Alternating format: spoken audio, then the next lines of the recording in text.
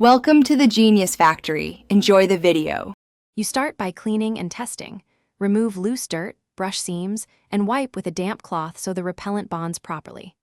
Once dry, test the product on an unseen spot to ensure no discoloration.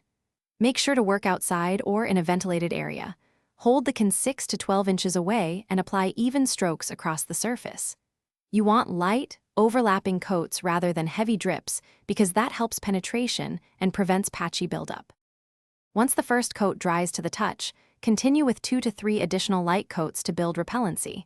Wait about 5 to 10 minutes between each application for proper absorption. Pay attention to seams, stitching, the tongue, and the welt. These areas wick moisture and need coverage. For suede or nubuck, use a spray formulated for nap. For smooth leather, choose a compatible product.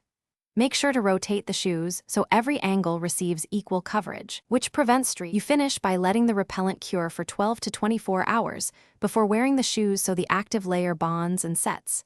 Air circulation helps curing but avoid direct heat. Make sure to reapply after 2 to 3 months or after heavy rain, and use spot treatments between full reapplications.